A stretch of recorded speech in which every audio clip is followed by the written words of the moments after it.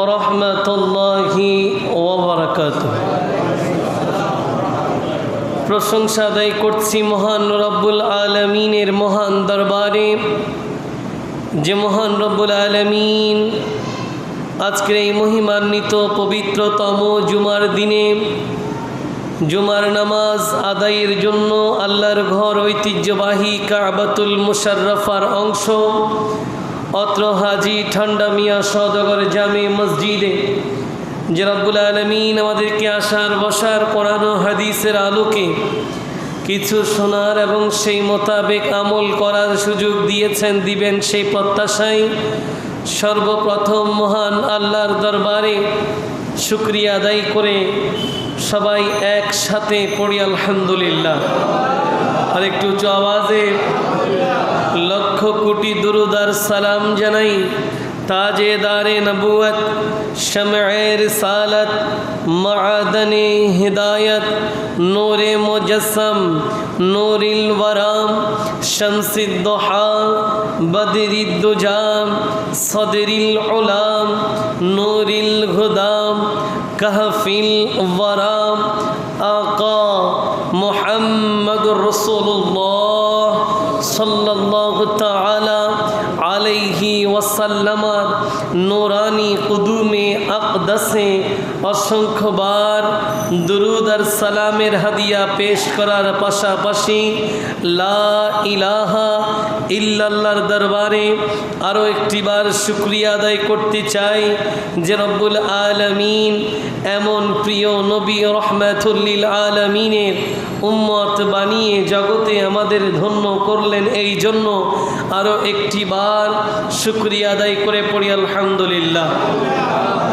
সেই সাথে আপনারা যারা দূর দূরান্ত থেকে আজকে এই নোরানি ইরফানি রুহানি মাহফিলে ইতিমধ্যে এসে আমাদের সাথে যারা সম্পৃক্ত হয়েছেন, যারা এসেছেন, যারা আসবেন, আল্লাহ পাক সকলের উপস্থিতি কবুল আর মঞ্জুর করে কঠিন কিয়ামতের ময়দানে আজকের উপস্থিতির বিনিময়ে সবাইকে নবীজির সুপারিশ নসিব করে দিক। সবাই বলি, আর একটু উচ্চ আওয়াজে বলি, জমি মেলি नहीं होती ज़मन मेला नहीं होता, ज़मी मैली नहीं होती ज़मन मेला नहीं होता, मोहम्मद के गुलामों का कफन मैला नहीं होता, मोहम्मद के गुलामों का कफन में मोहब्बत कमीली वाले से वो जज्बा है सुनो लोगों, मोहब्बत कमीली वाले से वो जज्बा है सुनो लोगों, ये जिस मन में समा जाए वो मन मैला नहीं होता। সুবহানাল্লাহ বলেন। বলছে আল্লাহর নবীর ভালোবাসার এমন পাওয়ার, নবীর ভালোবাসার এমন শক্তি, যেই অন্তরে এটা একবার সুসজ্জিত হয়ে যায় ওই অন্তর কোনোদিন আর ময়লা হয় না। मोहब्बत कमली वाले से वो जज्बा है सुनो लोगों, ये जिस मन में समा जाए वो मन मैला नहीं होता, मोहम्मद के गुलाम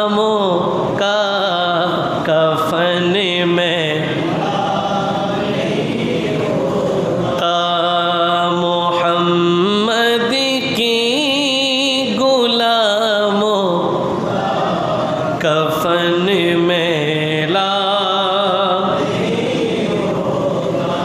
मेरी आका की उल्फतें तो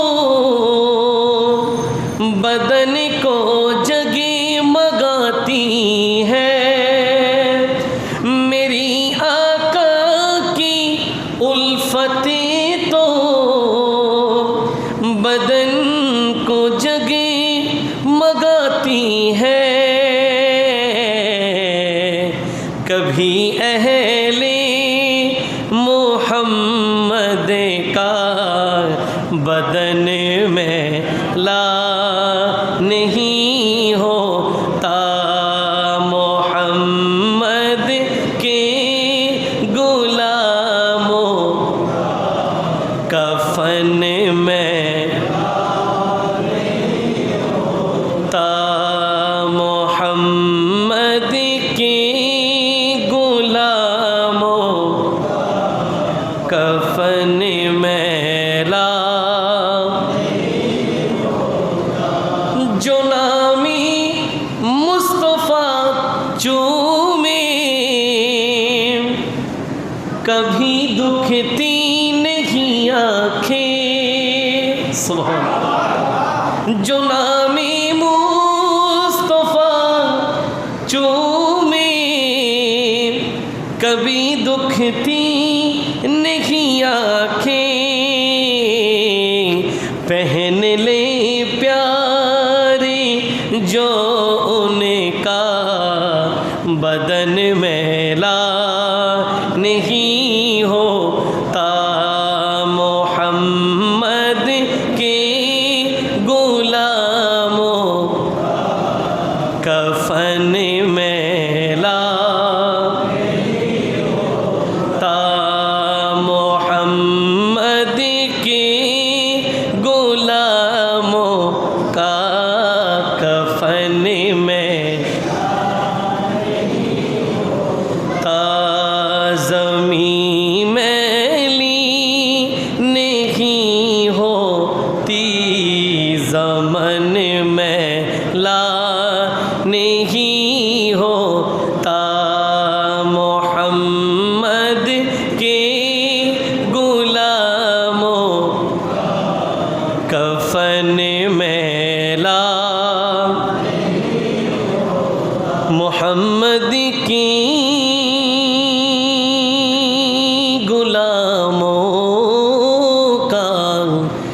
कफन मेला नहीं होता। उच्च आवाज़े बोली मरहबा। बार पढ़ी सुबहान अल्लाह, अल्हम्दुलिल्लाह, अल्लाहु अकबर। सुबहान अल्लाह, अल्हम्दुलिल्लाह, अल्लाहु अकबर। सुबहान अल्लाह, अल्हम्दुलिल्लाह, अल्लाहु अकबर।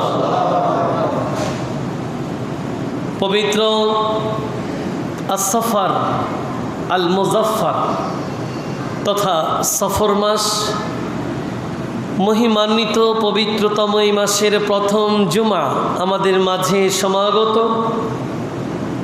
এটা রব্বুল আলামিনের কৃপা, দয়া, মায়া, মেহেরবানি যে রব্বুল আলামিন গত জুমার পর থেকে আজকের এই জুমা পর্যন্ত আমাদের ভালো রাখলেন। তা না হলে এমন অনেকেই আছেন যারা গত জুমায় ছিলেন, আজকের এই জুমায়। আমরা যারা আজকের এই জুমায় আছি, আগামী জুমা পর্যন্ত থাকবো তার কোনো নিশ্চয়তা। এজন্য সময় থাকতে সময়টাকে আল্লাহ এবং তার প্রিয় রসুলের প্রেমে আল্লাহ আমাদেরকে সাজানোর তৌফিক দান করুক। সবাই বলি, আর একটু উচ্চ আওয়াজে বলি। 3 পর্বের ধারাবাহিক আলোচনা, আলোচ্য সূচি ছিল নবীজির পরিবার এবং আমাদের আকীদা। ধারাবাহিক এই আলোচনার পরে আজকের জুমায় একটি ভিন্ন বিষয় নিয়ে কথা বলতে চাই, সেদিকেই আমাদের যাত্রা হবে। তার পূর্বে কিছু তাকদীম, কিছু সূচনা লগ্নে কিছু কথা বলতে চাই এভাবে করে যে আপনারা দেখলেন সম্প্রতি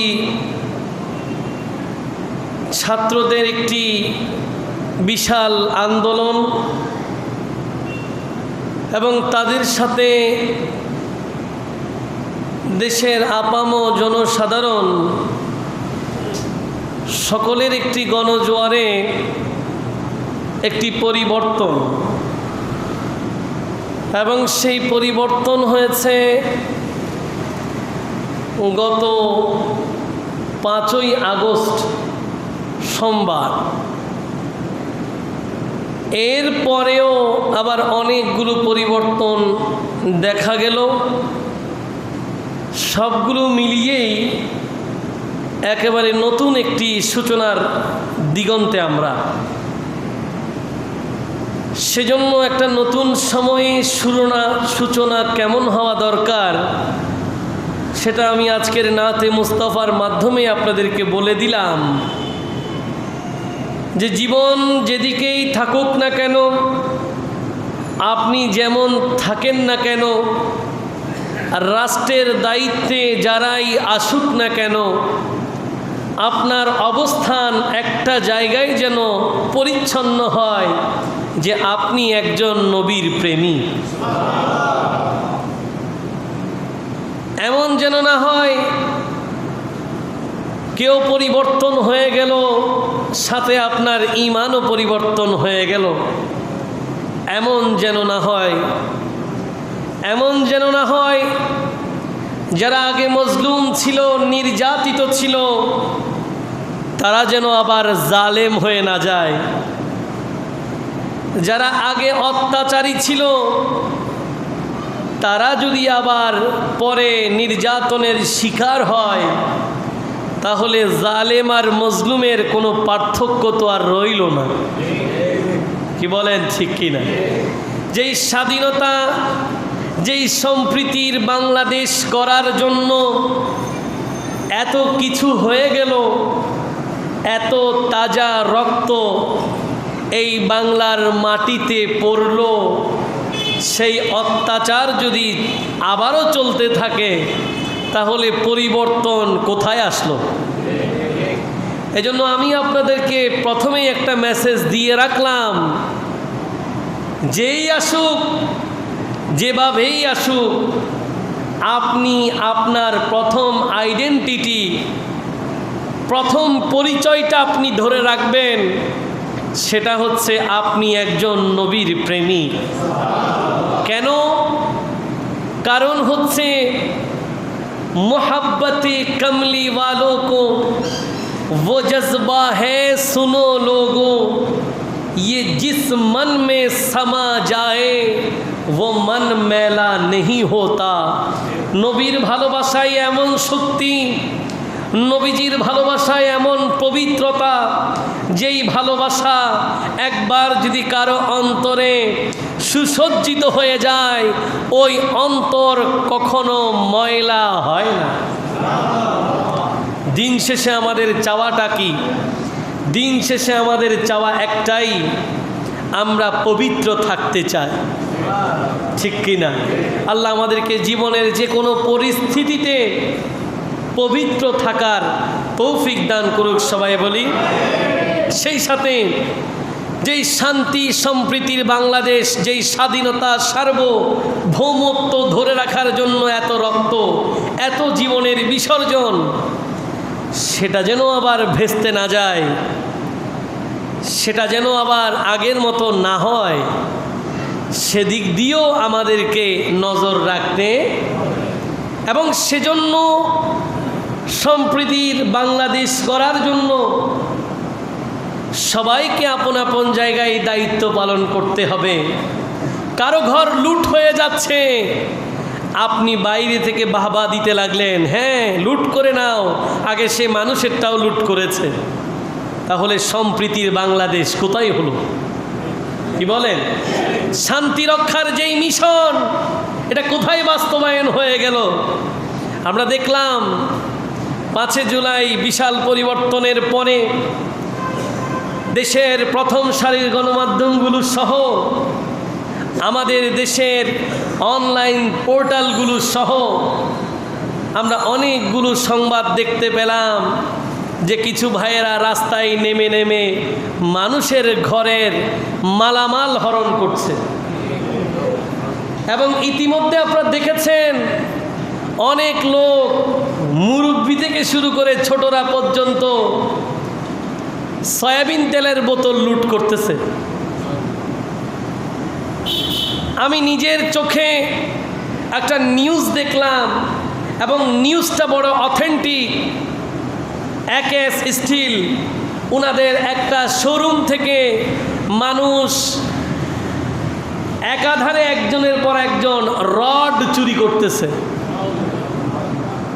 আপনারা দেখলেন, আমার সাথে অনেকেই একমত হবেন, যেই মাত্র পরিবর্তনটা হয়ে গেল, বঙ্গভবন দেশের একটা বিশাল জায়গা, জাতীয় সংসদ ভবন, ওখান থেকে পর্যন্ত মানুষ এমনভাবে জিনিস আনা শুরু করলো, সুইমিং পুলের মাছ পর্যন্ত রক্ষা হয় নাই।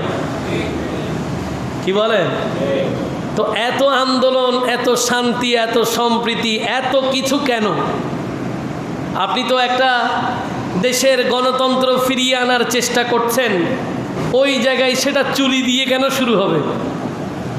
সেটা ডাকাতি দিয়ে কেন শুরু হবে? সেটা আবার ছাত্রদেরকে কেন ঘোষণা দিয়ে ফিরিয়ে আনতে হবে? কাজেই যতদিন আপনি পরিবর্তন হবেন না, ততদিন এই দেশ পরিবর্তন হবে না। কি বলেন, ঠিক কিনা? আগে আপনাকে পরিবর্তন হতে হবে। এই সবগুলো বিষয়ের আলোকে আজকে আমাদের আলোচ্য সূচি শান্তিপূর্ণ সমাজ বিনির্মাণে আমাদের করণীয়।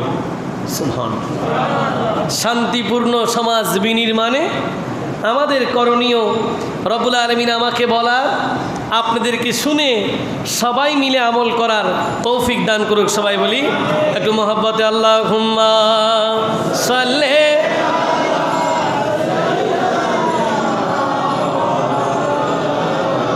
মুহাম্মাদ ওয়া আলা আলি সাইয়্যিদিনা।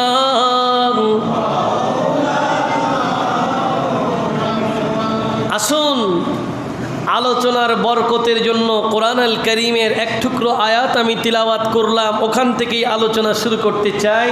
মহান রব্বুল আলামিন এলান করলেন, বিসমিল্লাহির রহমানির রহিম, ক্বালা লা তাসরিবা আলাইকুমুল ইয়াওমা ইয়াগফিরুল্লাহু লাকুম ওয়া হুয়া আরহামুর রাহিমিন।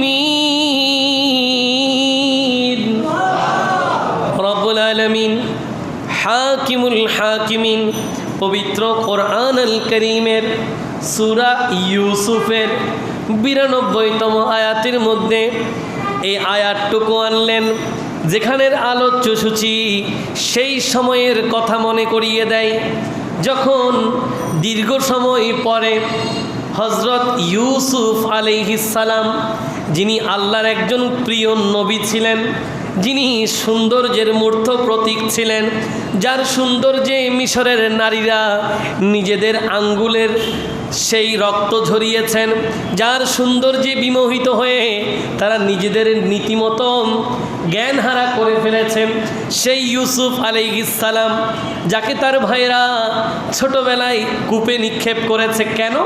কারণ বাবা তাকে একটু বেশি পছন্দ করত, একটু বেশি যত্ন নিত মনে হতো ভাইদের, কিন্তু বিষয়টা এমন ছিল না। বিষয় ছিল হযরত ইয়াকুব আলাইহিস সালাম, তিনি জানতেন তার এই সন্তান ছোটবেলায় তিনি জেনে গেছেন, আল্লাহ জানিয়ে দিয়েছেন, বড় হলে তিনি আল্লাহর একজন নবী হবে। নবী হওয়ার কালে ওনার বিভিন্ন প্রকার আক্রমণ হবে, এটা আল্লাহ পাক ইয়াকুব আলাইহিস সালামকে জানিয়ে দিয়েছেন। এই জন্য ইয়াকুব আলাইহিস সালাম সব সময় ইউসুফ আলাইহিস সালামকে একটু দেখে রাখতেন যেন ওনার প্রতি কোনো আক্রমণ না হয়। তবে মহান সিদ্ধান্ত আল্লাহর পক্ষ থেকে একদিন তার ভাইয়েরা হিংসার বশীভূত হয়ে তারা করলো কি, ইউসুফ আলাইহিস সালামকে খেলতে নিয়ে যাবে বলে তাকে রীতিমতো একটা কূপের মধ্যে ফেলে দিয়েছে এবং তারা ভেবেছে যে ইউসুফ আলাইহিস সালাম সেখানে মারা যাবেন এবং এখানেই উনার কাজ শেষ হবে। তারা একটা রক্তমাখা জামা নিয়ে বাবার কাছে গেলেন, বাবা তাকে বাঘে হরণ করেছে। কিন্তু ইয়াকুব আলাইহিস সালাম জানতেন আসলে ইউসুফ আলাইহিস সালামকে বাঘে হরণ করে। এরপর থেকে তিনি সন্তানের জন্য এত বেশি কাঁদতেন, চোখের পানি এত বেশি ছেড়েছেন যে একটা সময় উনি অন্ধ হয়ে গেছেন। কি হয়ে গেছেন? অন্ধ হয়ে গেছেন। এদিকে ইউসুফ আলাইহিস সালাম যিনি সেই কূপের মধ্যে ভাইয়েরা ফেলে দিয়েছিল, আল্লাহ পাকের ইচ্ছায় একটা ব্যবসায়িক কাফেলা সেদিকে যাওয়ার সময় উনাকে আবার খুঁজে পেলেন। এত সুন্দর সন্তান, তাকে নিয়ে গেলেন মিশরের বাজারে। আজিজে মিশরের বাদশাকালীন সেই সময় যিনি বাদশা ছিলেন তিনি তাকে ক্রয় করলেন এবং আপন জায়গায় নিয়ে গেলেন। জুলেখা প্রথমে তার সেবা করেছেন, পরবর্তীতে আবার তাকে ভালো বেসেছেন। এই সবগুলো বিষয় কম বেশি আপনারা জানেন। আমার আলোচনা একটু ভিন্ন জায়গায়। আমি বলতে চাচ্ছিলাম এভাবে আস্তে আস্তে আস্তে আস্তে ইউসুফ আলাইহিস সালাম বেড়ে উঠতে লাগলেন, আরও বড় হতে লাগলেন। একটা সময় তিনি ওই মিশরের একটা বড় পোস্টে ছিলেন, যে প্রধানমন্ত্রীর যেরকম উপদেষ্টা থাকে সেরকম তিনি উপদেষ্টা ছিলেন, কোষাগারের দায়িত্বে ছিলেন। একটা সময় তিনি নিজেই আজিজে মিশর হয়ে গেলেন, তিনি নিজেই মিশরের বাদশা হয়ে গেলেন। ওই সময়টাতে যখন আশপাশের এলাকায় দুর্ভিক্ষ দেখা গেল, তার ভাইয়েরা খাবারের খোঁজে আজিজে মিশরের সাথে দেখা করতে এসে একটা পর্যায়ে পরিচয় পাওয়া গেল যে এটা তাদের সেই ভাই, যে ভাইকে তারা কূপে ফেলে দিয়েছে, হযরত ইউসুফ আলাইহিস সালাম, যিনি মিশরের বাদশা। এতগুলো দুঃখ ভারাক্রান্ত হৃদয় নিয়ে ইউসুফ আলাইহিস সালাম তার ভাইদেরকে তখন কি বলেছেন জানেন?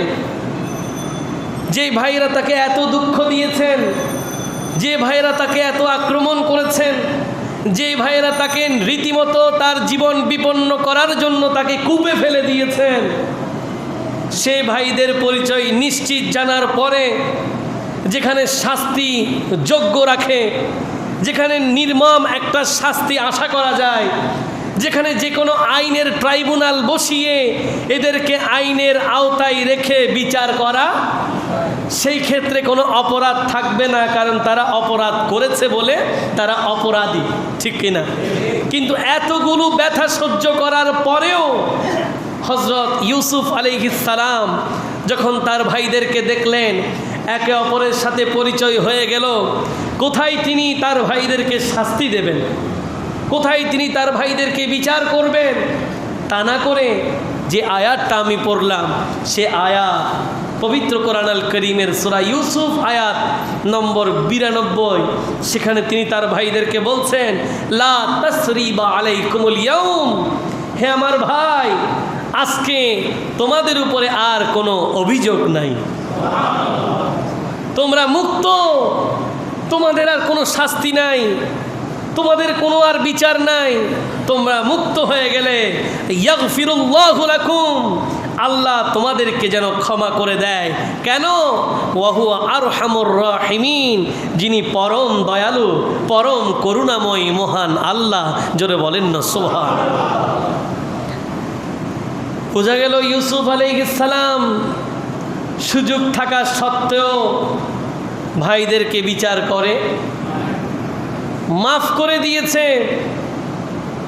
আজকে যদি শুধুমাত্র এই জায়গাটা আপনারা শিক্ষা হিসেবে নেন, একটা নির্দিষ্ট সময় যারা নির্যাতিত ছিল তারা আবার সেই নির্যাতনের বদলা নেওয়ার জন্য প্রতিপক্ষকে আঘাত করতেছে, কি বলেন ঠিক কিনা? আবার তাদেরকে আক্রমণ, আবার তাদেরকে আঘাত, আবার এরা যখন চলে আসবে আবার তারা আঘাত করবে, আবার তারা চলে গেলে আবার তারা আঘাত করবে। তাহলে আঘাতের তো আর শেষ নাই, কি বলেন? আঘাতের আর শেষ? তাহলে সম্প্রীতির বাংলাদেশ, শান্তি প্রতিষ্ঠার বাংলাদেশ কোথায়? যেখানে সবাই বারবার বলছেন যে আমরা শান্তিতে বসবাস করতে চাই, ঠিক না? তাহলে আবার যদি প্রতিশোধের আগুন নিয়ে আপনিও তাকে নিঃশেষ করতে চান, তাহলে শেষ কোথায়? আপনি আপনার রাজনৈতিক প্রতিপক্ষকে নির্দ্বিধায় ক্ষমা করে দেবেন, এটাই বড় প্রতিশোধ, ঠিক কি না? যদি শান্তির বাংলাদেশ চান। এবার আসেন, ইউসুফ আলাইহিস সালাম তো তিনি এটা বলেছেন, ভাইদেরকে ক্ষমা করে দিয়েছেন। একটু প্রাসঙ্গিকভাবে বলার জন্য পরের লাইনে তিনি তার ভাইদেরকে বলেন, যাও আমার এই জামাটা আমার আব্বাজানকে দিও, তিনি যেই মাত্র ওনার চোখে লাগাবেন আল্লাহ পাক ওনার দৃষ্টিশক্তি ফিরিয়ে দেবেন। যেমনটা কথা তেমনটাই তিনি একটা তার নিদর্শন হিসেবে ভাইদেরকে একটা জামা দিয়েছিলেন এবং তাদেরকে এটাও বলেছিলেন যে আপনারা ভাইয়েরা আপনাদের পরিবার পরিজন নিয়ে আমার কাছে চলে আসবেন। কোথায় ভাইয়েরা হত্যা করতে চেয়েছে ওই জায়গায় তিনি ভালোবাসার নিদর্শন হিসেবে ভাইদের জিম্মাদারি নিয়ে নিলেন। শান্তি প্রতিষ্ঠায় আল্লাহর নবী রাসূলরা কি করেছেন ওদের থেকে শিক্ষা নেন। অথচ বড় দুঃখের ব্যাপার, আমরা বেশ কিছু ঘটনা আমাদের সামনে আছে, আপনারাও জানেন যে অনেক জায়গায় অনেক মন্দিরে আঘাত হানা হচ্ছে, ঠিক কি না? আবার সে আঘাতের ভয় পেয়ে আমাদের অনেক মুসলিম ভাইয়েরা বড় দায়িত্ব নিয়ে মন্দিরের সামনে পাহারা দিচ্ছে। এটাও একটা বড় সুন্দর বিষয়, সুবহানাল্লাহ পড়ে। কিন্তু কেন এই ভয় থাকবে কেন? রহমাতুল লিল আলামিন মক্কা বিজয়ের দিনে কি করেছেন আপনারা কি ভুলে গেছেন? যেই নবী এত আঘাত পেয়েছেন, এত কষ্ট পেয়েছেন, কতই না আঘাত দিয়েছে, আঘাতের কোনো শেষ। যখন মক্কা বিজয় হয়ে গেল, আল্লাহর নবী রহমাতুল লিল আলামিন 12,000-এর অধিক আনসার মুহাজির সাহাবী নিয়ে প্রায় 8 বছর পরে 8ম হিজরিতে মক্কা বিজয়ের কালে তাওয়াফ করেছেন কাবা ঘর এবং হাজরে আসওয়াদ চুমু দিলেন। নবীজির সেই সৈন্যবাহিনী সাহাবায়ে কেরাম সবাই সাথে আছেন, সেই সাথে কাফের মুশরিক যারা এতদিন নবীজিকে কষ্ট দিয়েছেন, আঘাতের পর আঘাত করেছেন, তারা সবাই আছেন। আজকে তারা সবাই অপরাধী, সবাই কাঁপছে। কি হবে তাদের সিদ্ধান্ত, কি হবে তাদের বিচার? এক একজন এক এক রকম ভাবতেছে। কেউ বলছে আমি তো এই নবীকে এভাবে কষ্ট দিয়েছিলাম, আমি তো এই নবীকে ওইভাবে কষ্ট দিয়েছিলাম। কেউ বলছেন আমি তো তার আত্মীয় স্বজনদেরকে হত্যা করেছিলাম, কেউ বলছে আমরা তার আপনজনকে জবাই করেছিলাম। আজকে কি হবে? সব কাফির মুশরিকরা থরথর করে কাঁপছেন। সৈয়দুল আম্বিয়া সৈয়দুল মুরসালিন মুহাম্মদুর রাসূলুল্লাহ সাল্লাল্লাহু আলাইহি ওয়াসাল্লাম সবার দিকে একবার নজর দিলেন। নবীজি খুতবা দিবেন মক্কা বিজয়ের পরে, সব অপরাধীদেরকে সাথে নিয়ে 12,000-এর অধিক আনসার মুহাজির সবাইকে সাথে নিয়ে আল্লাহর নবী দাঁড়িয়ে গেলেন, খুতবা দিবেন।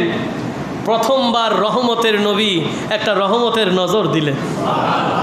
কোথায় রহমতের নজর দিচ্ছেন? যেখানে সবাই তার শত্রু, যেখানে সবাই অপরাধী।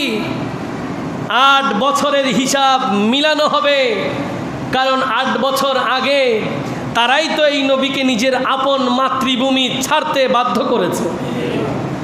কি বলে? রাসূল আকরাম সাল্লাল্লাহু আলাইহি ওয়াসাল্লাম যখন মক্কা নগরী ছেড়ে মদিনার পানে যাচ্ছেন, পেছন ফিরে মক্কার দিকে তাকিয়ে বলেন, ও মক্কা নগরী, আমি তোমাকে আমার জীবনের প্রাণের চেয়েও বড় বেশি ভালোবাসি। তোমার জনপদের লোকেরা যদি আমাকে বের করে না দিত, আমি কখনো তোমাকে ছেড়ে যেতাম না। রাসূল আকরাম সাল্লাল্লাহু আলাইহি ওয়াসাল্লাম পাহাড় সম কষ্ট নিয়ে মক্কা ছেড়ে মদিনায় যাওয়ার পরে 8 বছর মক্কা বিজয়ের পরে সেই লোকদেরকে আবার সামনে নিয়ে খুতবার প্রাক্কালে নবী একটা রহমতের নজর দিলেন।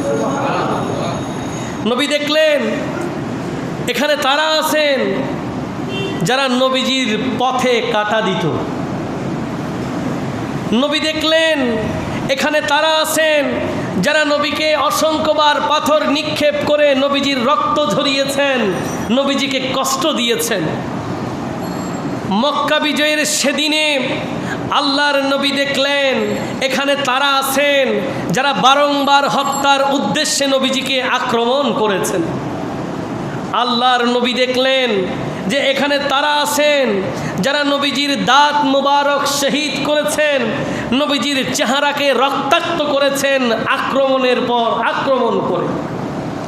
আল্লাহর নবী দেখতে পেলেন এখানে তারা আছেন যারা কখনো নবীজিকে জাদুকর বলেছেন, কখনো নবীকে পাগল বলেছেন, কখনো নবীকে নির্বংশ বলেছেন, নানানভাবে নবীকে অপবাদ দিয়েছেন, নানানভাবে নবীকে অশ্লীলভাবে গালিগালাজ করেছেন। নবী দেখলেন এই জনসমাবেশে তারাও আছেন। আল্লাহর নবী দেখতে পেলেন এখানে তারাও আছেন যারা নবীকে সময়ে সময়ে গলায় ফাঁস লাগিয়ে গলায় চেপে ধরে নবীকে হত্যা করার চেষ্টা করেছেন। আল্লাহর নবী দেখেছেন এখানে তারাও আছেন যারা বিভিন্ন সময় আক্রমণাত্মক হামলা করেছেন, নৃশংস করেছেন, যাদের আক্রমণে মদিনা বারবার প্রকম্পিত হয়েছে। আল্লাহর নবী রাহমাতাল লিল আলামিন আরও দেখলেন আজকের এই সমাবেশে তারা আছেন যারা নবীর কলিজার টুকরা চাচা, যাকে সৈয়দুস শুহাদা বলে আমিরে হামজা রাদিয়াল্লাহু তাআলা আনহুর হত্যাকারী, তারাও আছেন। আল্লাহর নবী দেখলেন এখানে তারাও আছেন যারা নবীর কলিজার টুকরা চাচা যান হযরত আমিরে হামজা রাদিয়াল্লাহু তাআলা আনহুর নাক উপড়ে ফেলেছেন, চোখ উপড়ে ফেলেছেন, কলিজা চিবিয়ে খেয়েছেন। নবীজির সেই চাচা জানের প্রতিটা অঙ্গকে টুকরা টুকরা করেছেন। সেই হত্যাকারীও তারাও সেখানে আছেন। আল্লাহর নবী দেখতে পেলেন সময়ে সময়ে নবীজির প্রেমে জীবন উৎসর্গকারী নবীর প্রিয় সাহাবী হযরত বিলাল রাদিয়াল্লাহু তাআলা আনহু, হযরত সুহাইব রাদিয়াল্লাহু তাআলা আনহু, হযরত আম্মার রাদিয়াল্লাহু তাআলা আনহু, হযরত খুবাইব রাদিয়াল্লাহু তাআলা আনহু, হযরত যায়েদ ইবনে দাসনা রাদিয়াল্লাহু তাআলা আনহুম সহ অসংখ্য সাহাবীদেরকে যারা আঘাত করেছেন, মরুভূমির তপ্ত বালুতে শুয়ে রাখতেন, তাদেরকে চাবুক মারতেন, তাদের সারা গায়ে কাপড় খুলে বড় বড় ইট বড় বড় পাথর তাদের উপরে তুলে দিতেন। সেই সকল নির্যাতনকারীরাও সেই সমাবেশে আছেন।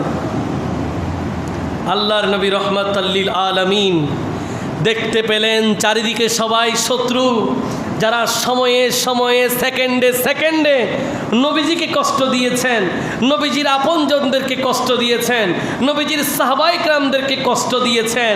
রাসূল আকরাম সাল্লাল্লাহু আলাইহি ওয়াসাল্লাম রহমতের দৃষ্টিতে দেখতে গিয়ে সকল অপরাধীদেরকে নবী খুঁজে পেলেন, দেখলেন তাদেরকে। আর এও দেখতে পেলেন যে নবীজির সাথে 10,000 থেকে 12,000 তার চেয়েও অধিক আনসার মুহাজির সাহাবীদের সামনে আজকে মক্কার কাফিররা রীতিমতো কাঁপছে। তারা কেউ হয়তো ভাবতেছে আজকে আমাদেরকে টুকরো টুকরো করা হবে। কাফেররা হয়তো ভাবছেন আমরা ওনাকে এত বেশি কষ্ট দিয়েছি, হয়তো আমাদেরকে আজকে লাশ বানিয়ে কুকুরকে খাইয়ে দিবে, আমাদের চামড়া তুলে আমাদের গোশতগুলোকে টুকরা টুকরা করে চিল কাককে খাইয়ে দেবে। তারা কাঁপছেন কাঁপছেন ভয়ে। আজকে নবী কি সিদ্ধান্ত দেয় এদের ব্যাপারে? রাহমাতুল লিল আলামিন এরই মধ্যে একটা রহমতের বাণী বললেন, বলো ও মক্কাবাসীরা, তোমরা বলো তোমরা কি জানো, আজকে আমি তোমাদের সাথে কি ব্যবহার করব। সুবহানাল্লাহ বলেন, আর একটু জোরে বলেন সুবহানাল্লাহ। এত এত অপরাধীদেরকে সামনে নিয়ে এতগুলো অপরাধ স্মরণের পরে আল্লাহর নবী বলছেন, বলো তোমাদের কি মনে হয় আজকে আমি তোমাদের সাথে কি আচরণ করতে পারি, কি ব্যবহার করব। শক্তি কি নবীর কম আছে? মক্কা বিজয়ের দিনে জনবল কি কম আছে? শক্তি প্রয়োগ করার জন্য কি কারো কাছে প্রশ্ন করতে হবে? প্রতিশোধ নেওয়ার জন্য কি কারো কাছে প্রশ্ন করতে হবে? যেই জায়গাগুলো মুহাজিররা ছেড়ে গিয়েছেন মক্কার মধ্যে, তাদের সেই জায়গাগুলো মক্কার কাফেররা দখল করেছিল, সেই জায়গাগুলো আবার নিজেদের কাছে আনতে কারো কাছে কি জিজ্ঞেস করতে হবে? আল্লাহর নবী তারপরও প্রশ্ন করলেন, কি আশা করতেছো? আজকে আমি তোমাদের সাথে কি ব্যবহার করব? তখন সবাই এক বাক্যে বললেন, আখুন করিম ও ইবনু আখিন করিম। সুবহানাল্লাহ। বলে আমরা তো এটাই জানি আপনি আমাদের দয়ালু ভাই, দয়ালু বাবার সন্তান। তারা নবীজিকে নবী মানে নাই বলেই তো এতকাল কাফের, এবং সেই অবস্থায় নবী বললেন, কি আশা করছো? তারা বললেন, আমরা তো জানি আখুন করিম, আপনি একজন আমাদের দয়ালু ভাই, যিনি দয়াই করেন। বলছি ইবনু আখিন করিম, এবং আপনি দয়ালু বাবার সন্তান। এই বক্তব্য যখন চলে আসলো, আল্লাহর নবী রহমাতুল লিল আলামিনের এই বক্তব্যের দিকে আপনারা একটু মনোযোগ দেন। নবী আমার কত দয়াবান, এতগুলো অপরাধীদেরকে সামনে নিয়ে, যেখানে বিচার প্রয়োগ করতে কোনো বাধা নাই, যেখানে আইন প্রয়োগ করতে কোনো বাধা নাই, যেখানে তাদেরকে আপন আপন বাড়ি থেকে বের করে দিতে কোনো বাধা নাই, তাদেরকে নিজেদের দেশ থেকে যেভাবে তারা নবীকে বের করে দিয়েছেন সেভাবে তাদেরকে বের করতে আর কোনো বাধা। কিন্তু নবী তাদেরকে বললেন, আমি তোমাদেরকে আজকে সেভাবেই বলবো যেভাবে ইউসুফ আলাইহিস সালাম তার ভাইকে বলেছেন। আজকে আমি তোমাদেরকে বলতে চাই, লা তাসরিবা আলাইকুমুল ইয়াউম ফাযহাবু আনতুমুত তুলাকা। ওহে মক্কাবাসীরা, আজ তোমাদের প্রতি আর কোনো অভিযোগ নাই, তোমরা সবাই মুক্ত। জোরে বলেন না সুবহান। তোমরা সবাই মুক্ত। এই কথা নবীর মুখনিসৃত বাণী শোনার পরে মক্কার কাফেররা চোখের পানি ছেড়ে দিয়েছেন, আর মনে মনে হয়তো ভাবতে লাগলেন, আহা কত আঘাত করেছিলাম, কত ব্যথা দিয়েছিলাম। কিতাবের মধ্যে ইরশাদ হচ্ছে, নবীর এই বাণী শোনার পরে সব কাফেরদের মুখে স্লোগান ছিল, লা ইলাহা ইল্লাল্লাহু মুহাম্মাদুর রাসূলুল্লাহ সাল্লাল্লাহু আলাইহি ওয়াসাল্লাম। উঁচু আওয়াজে বলেন না সুবহান। রক্তপাতহীন বিজয় আনলেন রহমাতুল লিল আলামিন। তখন কাফেররা আসলে চিন্তা করছিলেন যে আমরা তো আমাদের এখান থেকে মক্কা থেকে যারা হিজরত করে নবীর সাথে মুহাজির হয়েছেন তাদের জায়গাগুলো দখল করেছি, তাদের জায়গাগুলো ফিরিয়ে দেওয়ার এখন ঠিক সময়। এই বক্তব্যের পরে কাফেররা ভাবতেছে যে মুহাজিরদেরকে তাদের জায়গাগুলো দিয়ে দেওয়া এটা একটা সঠিক সময়। কিন্তু আল্লাহর নবী রাহমাতুল লিল আলামিন মুহাজিরদেরকে বললেন, ও আমার মুহাজির সাহাবীরা, কাফেররা মক্কাবাসী তোমাদের সেই দখলকৃত সম্পদগুলো আবার তোমাদেরকে দিয়ে দিতে চাচ্ছে। তোমরা তাদের সম্পদ, তোমাদের সম্পদ বুঝে নেওয়ার দরকার নাই, তোমরা তোমাদের সম্পদগুলো তাদেরকে উপহার হিসেবে দিয়ে দাও। আছে জমি দখল, মার্কেট দখল, বাজার দখল। এই বক্তব্য আমার নয়, ইতিমধ্যে আপনারা দেখেছেন গণমাধ্যমে একজন ছাত্র রাজনীতিবিদ উনি ওনার বক্তব্যের মধ্যে এই বিষয়টা তুলে ধরেছেন যে মাত্রই আন্দোলন শেষ হলো, এর মধ্যেই যেই হারে আপনারা বাজার লুট করছেন, কেউ মানুষের ফ্ল্যাট লুট করছেন, কেউ মানুষের দোকানপাট লুট করছেন, এই কেমন গণতন্ত্র? সবাই একসাথে পড়েন নাউজুবিল্লাহ। আরো জোরে বলেন নাউজুবিল্লাহ। আজকে আমাদের আলোচ্য সূচি শান্তিপূর্ণ সমাজ বিনির্মাণে আমাদের করণীয়। সেই করণীয় নিতে গেলে আপনাকে এখান থেকে শিক্ষা নিতে হবে। যদি আগামী দিনে আপনি ভালো থাকতে চান, আপনার শিক্ষা এখানে। কি বলেন, ঠিক কিনা? আপনি কেমন ভালো এটা ক্ষমতায় আসলে তারপরে না বোঝা যাবে। কি বলেন, ঠিক কিনা? ক্ষমতা পেয়ে যদি আপনি ক্ষমতার অপব্যবহার করেন, আপনি আর ভালো হইলেন কই? ঠিক কিনা? আমরা ইতিমধ্যে দেখলাম অনেক জায়গায়, অনেক ঘর বাড়িতে আগুন। জ্বলতেছে। কেন? আগুন দেখেই বোঝা যাচ্ছে এটা প্রতিশোধের আগুন, বোঝাই যাচ্ছে তার আগে সে আপনাকে কষ্ট দিয়েছে। কিন্তু আপনি তো নবীর মক্কা বিজয় থেকে শিক্ষা নিতে পারতেন, ঠিক কিনা? এখান থেকে তো আপনি শিক্ষা নিতে পারতেন যে না, আল্লাহর নবীকে আঘাতের পর আঘাত করার পরেও নবী পরিপূর্ণ শক্তি থাকার পরেও তাদেরকে ক্ষমা করে দিয়েছেন, ঠিক না? আমরা দেখতে পেলাম অনেকগুলো মাজার ভাঙা হয়েছে। শুধু ঠিক বলবেন না, নাউজুবিল্লাহ বলবেন। একটু জোরে বলেন, আরো জোরে বলেন। মাজার ভাঙা, এটা কেমন সম্প্রীতি? মন্দিরে আক্রমণ করা, এটা আবার কেমন সম্প্রীতি? সবাইকে নিয়ে একসাথে থাকতে চাচ্ছেন, আক্রমণ দিয়ে সেটা সম্ভব না, ঠিক কিনা? আমরা দেখলাম অনেক ভাইয়েরা যারা মন্দির পাহারা দিচ্ছেন ঘোষণা দিয়ে, তাদের দলের লোক আবার মাজার ভাঙতেছে। অনলাইনে একদম ওপেন ফুটেজ আছে। তো নাউজুবিল্লাহ বলেন। আচ্ছা, আপনারা আমাকে একটা কথা বলেন, এই যে মন্দিরে কি হয় একটু বলেন, কি হয়? পূজা হয়। ইসলামের দৃষ্টিমালা, ইসলামের দৃষ্টিতে এই পূজা হালাল না হারাম? আরো জোরে বলে। তো হারাম হলে আপনি কি সেখানে যাবেন নাকি যাবেন না? যাবেন না, কারণ সেটা আপনার জন্য কি হারাম।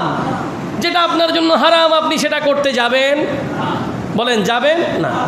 একইভাবে মাজার জিয়ারত, যারা মাজার জিয়ারত করেন আল্লাহর আউলিয়াই কেরামের, আপনি যদি সেটাকে জিয়ারত মনে করেন জিয়ারত করবেন, কিন্তু যারা সেটাকে পূজা মনে করেন তারা যাবেন না।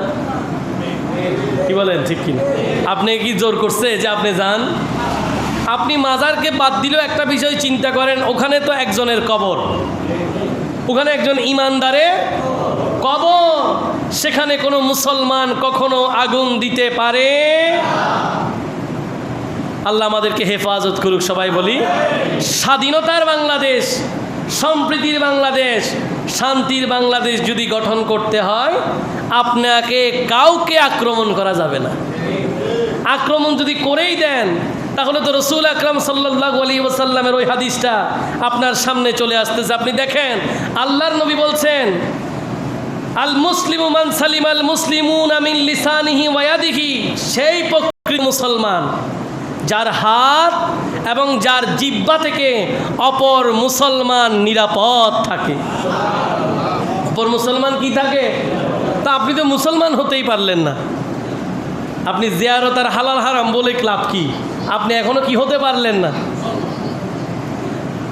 আর যারা এতদিন দখল করেছেন, যদি বাস্তবিক পক্ষে দখল করে থাকেন এবং এখন যারা দখল করতেছেন, তাদের জন্য তো আমার প্রত্যেক জুমায় আলোচনা থাকে। জমি দখল বলেন, চাঁদাবাজি বলেন, টেন্ডারবাজি বলেন, ঘুষখোর বলেন, সুদখোর বলেন, যাই বলেন, মনে রাখবেন রসুল আকরাম সাল্লাল্লাহু আলাইহি ওয়াসাল্লাম এটা জানান দিয়েছেন, কাল কিয়ামতের ময়দানে কেউ যদি একটা জুতার ফিতা অন্যায়ভাবে হরণ করে, কিয়ামতের ময়দানে তাকে সেটারও হিসাব দিতে হবে। এখন একটা জুতার ফিতা যদি হিসাব দিতে আমাদের অবস্থা খারাপ হয়, আরেকজনের জমি দখল করা যাবে? বলেন, যাবে? আর যারা অন্যায়ভাবে জমি দখল করে, এরা বান্দার হক নষ্ট করে। রব্বুল আলামিন হাকিমুল হাকিমিনের প্রিয় হাবিব বারবার জানান দিয়েছেন, আল্লাহ পাক আল্লাহর হক ক্ষমা করে দেবেন, কিন্তু বান্দার হক ক্ষমা করবেন। এই জন্য কাউকে কষ্ট দেবেন না। যখন ক্ষমতায় আসবেন, প্রতিবেশীর সাথে খারাপ ব্যবহার করবেন না। কেন? কারণ ক্ষমতা একদিন চলেও যেতে পারে, কিন্তু আপনার প্রতিবেশী আপনার মরণকালে আপনার জানাজায় অংশগ্রহণ করবে। কি বলেন, ঠিক কি না? আজকে যাদের উপরে বিভিন্নভাবে নানানভাবে হামলাও হচ্ছে, হয়তোবা এরাও একটা সময় এরকম জুলুম করেছে বলেই হয়তো তাদের সাথে এরকম একটা ঘটনা ঘটতেছে। কিন্তু আমি আপনাদেরকে বলবো, আপনারা যদি মজলুম হয়ে থাকেন, মজলুম থাকুন, জালেম হবেন না। মজলুম, আপনার প্রতি নির্যাতন হয়েছে, আপনি নির্যাতিত থাকেন কেন? আল্লাহর নবী বলেছেন, যারা নির্যাতিত, যাদের উপরে অত্যাচার করা হয়েছে, তারা যখন আল্লাহর দরবারে হাত তুলে, তাদের হাতের সাথে আল্লাহর দরবারের সাথে মাঝখানে কোনো পর্দা থাকে না। তো আপনি তো আল্লাহকে সহজেই পেয়ে গেলেন, ঠিক কিনা? আপনি আল্লাহকে সহজে পেয়ে গেলেন মজলুম হয়ে। কিন্তু জালেম যদি হয়ে যান, কোরআনের বাণী, ইন্নাল্লাহা লা ইউহিব্বুজ জালিমিন, আল্লাহ জালেমদেরকে ভালোবাসে। তো আপনারা কার ভালোবাসা চান? আরো জোরে বলেন, কার ভালোবাসা চান? এই জন্য খুব সাবধান, পাশের প্রতিবেশীর ক্ষতি হচ্ছে, আপনি প্রতিহত করবেন না, এই ধরনের অযাচিত কাজ করবেন না। অনেক জায়গায় আমরা দেখছি যে এমনিতেই কিছু লুটপাট, একদম মানে সাধারণ শ্রেণীর কিছু লোক মানুষের বাড়িঘর দখল করতেছে, ওখান থেকে মানুষের জিনিসপত্র নিয়ে যাচ্ছে, ডাকাতি করতেছে। আপনাকে এই জায়গায় সচেতন হতে হবে, আপনার প্রতিবেশীর পাশে দাঁড়াতে হবে। একইভাবে আমাদের এই গোসাইলডাঙ্গার জন্য একই বক্তব্য, কোনো রকম বিশৃঙ্খলাকারী কাউকে দেখলে সবাই মিলে প্রতিহত করবেন। কি বলেন, ঠিক কিনা? সবাই মিলে প্রতিহত করবেন। আপনার প্রতিবেশীর বাড়িতে আজকে হামলা হচ্ছে, আগামী দিন আপনার হবে না, এমন কোনো কথা? কি বলেন, ঠিক? আমরা প্রতিবেশীর অধিকার নিয়ে কথা বলেছি কিনা? অনেকেই শুনেছেন, জুমাতে আমরা প্রতিবেশীর অধিকার নিয়ে কথা বলেছি। আপনার সামনের 10 ঘর, আপনার ডানে বামে 10 ঘর, 10 ঘর, পেছনে 10 ঘর, অর্থাৎ আপনার চারপাশে 40 ঘর আপনার প্রতিবেশীর আওতায় থাকে, যাদের হক আদায়ের জন্য নবী বলেছেন, তোমরা তরকারিতে প্রয়োজনে ঝোল বাড়িয়ে দাও, সেখান থেকে হলেও কিছু উপহার তোমার প্রতিবেশীকে দাও।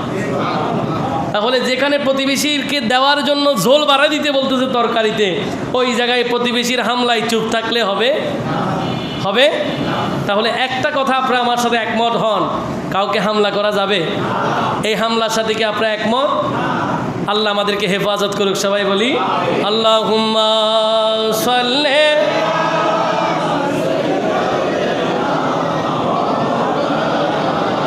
মুহাম্মাদে ওয়া আলা আলি সাইয়্যিদিনা।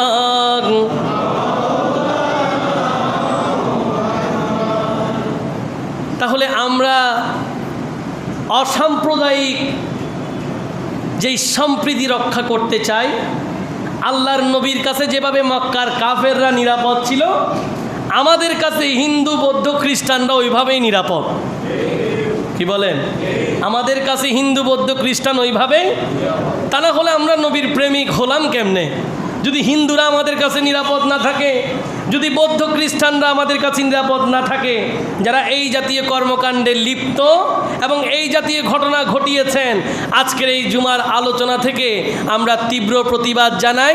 এবং বর্তমান দেশের যেই সরকার, তত্ত্বাবধায়ক সরকার, এই সরকারকে এটা আমরা আবেদন জানাই, যদি কোনো সাংবাদিক থাকেন এই কথাটা আপনাদের কলামে তুলে ধরবেন যে এই জাতীয় অপকর্মের সাথে যারা জড়িত, অনতি বিলম্বে তাদেরকে যেন বিচারের আওতায় আনা হয়।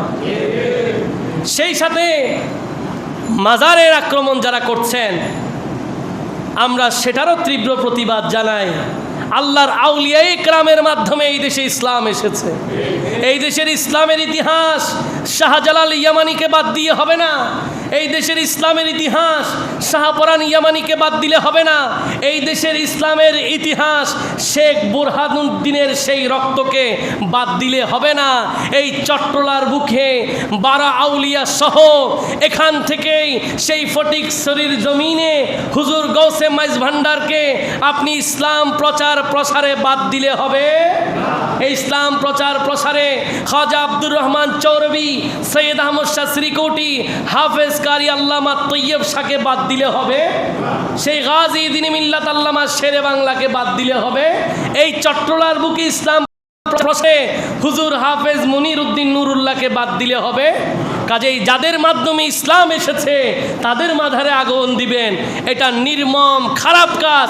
আমরা সেটার তীব্র প্রতিবাদ জানাই এবং অনতি বিলম্বে এদেরকেও যেন বিচারের আওতায় আনা হয় আমরা আবেদন করছি। সেই সাথে ফেসবুকের মাধ্যমে একটা খবর আমি পেলাম যে আমাদের গৌসিয়া কমিটি বাংলাদেশ 3 নং পাঁচলাইশ ওয়ার্ডের মুরাদনগর ইউনিট এ এলাকার ভাইরাও তারাও হুমকি পেয়েছেন, প্রাণনাশের হুমকি দেওয়া হচ্ছে। নাউজুবিল্লাহ বলেন। ওসিয়া কমিটি বাংলাদেশ এরা কি করেন? এরা মানব সেবার কাজ করেন। করোনার মধ্যে আপনি দেখেছেন অসংখ্য মুসলিম অমুসলিম সবার জীবনের শেষ বিদায়কালে এরা সাথী ছিল। আজকের এই দিনে ক্ষমতার অপপ্রয়োগ করে আপনি কি এদেরকে হুমকি দিতে পারেন? বলেন, হুমকি দিতে পারেন? এরা তো এখনও ছাত্রদের সাথে মিলে বিভিন্ন ট্রাফিক নিয়ন্ত্রণের কাজ করতেছেন। কাজেই যারা এই পাঁচলাইশের মধ্যে মুরাদনগর ইউনিটে যারা এই কাজ করেছেন, ওই ভাইদেরকে বলবো আপনারা ভুল পথে আছেন, এই কাজ করা যাবে না। ক্ষমতার কোনোভাবে অপপ্রয়োগ করবেন না। আপনি মজলুম হলে কোনোভাবেই জালেম হবেন না। আমরা এই বক্তব্যের তীব্র প্রতিবাদ করছি। সেই সাথে দেশে আহলে সুন্নাত ওয়াল জামাতের যত প্রতিষ্ঠান আছে এরা কোনো সরকার দলীয়, কোনো বেসরকারি দলীয় নয়। আমি তো আপনাকে আগেই বললাম যে কোনো অবস্থাতেই আপনাকে নবীর প্রেমের উসুলে থাকতে হবে। কিসে থাকবেন? নবীর প্রেমের উসুলে থাকবেন, আল্লাহর আউলিয়া ইকরামের পথে মথে থাকবেন। এর বাইরে দ্বিতীয় কোনো কথা নাই। আল্লাহ পাক আহলে সুন্নাত ওয়াল জামাতের উপরে আমাদেরকে জীবনের শেষ পর্যন্ত অটল থাকার তৌফিক দিক, সবাই বলি। এবং আমাদের চাওয়া কি? আমাদের চাওয়া হচ্ছে জীবনের শেষ বেলায় একটু যেন আমাদের সেই কুঠির ঘরে যেন দয়াল নবী তশরিফ আনেন। যে নবীকে ভালোবেসেছি ওই নবীজিকে দেখে দেখে কালেমা পড়ে পড়ে পৃথিবী থেকে বিদায় নেওয়াই তো আমাদের একমাত্র ইচ্ছা। কি বলেন, ঠিক কি না? আমরা হানাহানিতে বিশ্বাসী নয়, আমরা আগুন দেওয়ায় বিশ্বাসী নয়, আমরা মারামারিতে বিশ্বাসী নয়। আমরা যারা সুন্নি জনতা আমরা সবসময় ভালোবাসা বিলি করি। কি বলেন, ঠিক কি না? এই জন্য তো রাসূল আকরাম সাল্লাল্লাহু আলাইহি ওয়াসাল্লাম বলছেন, আপনার বাচ্চা যখন বড় হয় তাকে নবীর প্রেমের শিক্ষা দেন। শিশুকে কিসের শিক্ষা দিতে বলেছেন? নবীজিকে ভালোবাসার শিক্ষা দিতে বলেছেন। কেন? কারণ আপনার বাচ্চাটা যখন আস্তে আস্তে নবীর প্রেমে শিখতে হবে, এই বাচ্চা কোনোদিন হিংস্র হবে না। এই বাচ্চা কোনোদিন হিংস্র, আল্লাহ আমাদেরকে হিংস্রতা মুক্ত নবীর প্রেমে সিক্ত হওয়ার তৌফিক দান করুক। সবাই বলি ভালো থাকবেন। শান্তির সমাজ বিনির্মাণে বড়দেরকে সম্মান করবেন, ছোটদেরকে স্নেহ করবেন। নবীজি বলেছেন, লাইসা মিন্না লাম ইউআক্কির কাবীরানা ওয়া লাম ইয়ারহাম সাগীরানা। সে আমার তো উম্মত নয় যে বড়দেরকে সম্মান করে না, যে ছোটদেরকে স্নেহ করে না। এই দুইটা কাজ যদি ঠিকমতো হয়, আপনার বড়দেরকে আপনি সম্মান করেন, আপনার ছোটদেরকে আপনি আদর করেন, দেখবেন শান্তির সমাজ বিনির্মাণ হয়ে যাবে। আল্লাহ আমাদেরকে শান্তির সমাজ বিনির্মাণে সবাইকে আপন আপন জায়গায় থেকে আপন আপন প্রতিবেশীদের হক আদায় করে ইবাদতের মাধ্যমে জীবন সাজানোর আল্লাহ তৌফিক দান করুক। সবাই বলি ভালো থাকবেন, সুস্থ থাকবেন সেই প্রত্যাশায়।